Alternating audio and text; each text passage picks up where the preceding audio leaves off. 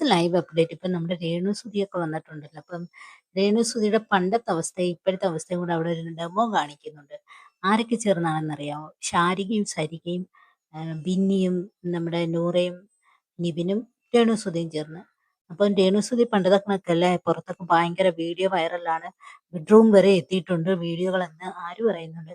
നമ്മുടെ ശാരിക പറയുന്നു. അന്നേരം നമ്മുടെ രേണുസുതി പറയുന്ന ഒരു കാര്യമുണ്ട്. നായകനായി അഭിനയിച്ചവന്റെ വീട്ടിൽ നിന്ന് അവനെ അവന്റെ പെണ്ണുപിള്ള അടിച്ചിറക്കിയെന്നവരെ കേട്ടിട്ടുണ്ടെന്ന് പുള്ളിക്കാരത്തി പറയുന്നുണ്ട്. തമാശയായിട്ട് അവിടെ പറയുന്നതാണ്.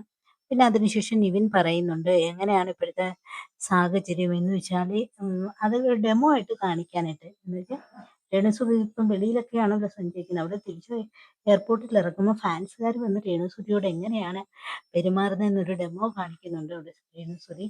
അപ്പോൾ അവിടെ രേണുസുതി ഇങ്ങനെ നടന്നു വരുന്നതായിട്ട് കാണിക്കുന്നു. അപ്പോൾ ചോദിക്കുന്നു, മാഡം മാഡം എവിടെയാണ് ഇപ്പം താമസിക്കുന്നത്, വെളിയിലാണോ എന്ന് ചോദിക്കുന്നത്.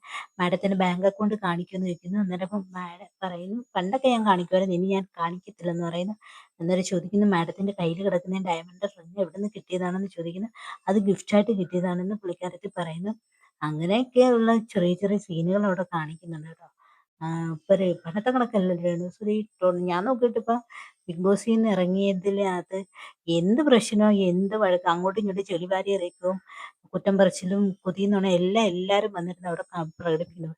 ഇത് പക്ഷെ രേണുസുതി അങ്ങനെയൊന്നുമില്ല. തനിക്ക് നേരെ വന്ന അലിഗേഷൻ എന്താണോ അതിനെ വെറും പുല്ല് പോലെ കണക്കാക്കിയാണ് പുള്ളിക്കാരത്തി അവിടെ സഞ്ചരിക്കുന്നത്. ആരോടും പ്രത്യേകിച്ച് അതിന് ദേഷ്യ വെറുപ്പൊന്നും പുള്ളിക്കാരത്തി അവിടെ കാണിക്കുന്നില്ല കേട്ടോ. ഇപ്പൊ ലൈവിൽ നടന്നതാണിത്. അപ്പം രേണുസുതി ഒരു സാരിയൊക്കെ എടുത്ത് മുടിയൊക്കെ എക്സ്റ്റൻഷനാന്ന് തോന്നുന്നു വെച്ചിരിക്കുന്നത്. അതൊക്കെ വെച്ചിട്ടാണ് വന്നിരിക്കുന്നത്. തികച്ചും വ്യത്യസ്തം. നമ്മൾ രേണുസുതിയിലെ പഴയ ഡ്രസ്സിലൊക്കെ ആണല്ലോ കണ്ടിരുന്നത്. ഒരു പുതിയ നല്ല ഡ്രസ്സിൽ കണ്ടിട്ടില്ലല്ലോ രേണുസുതി. ഇപ്പൊ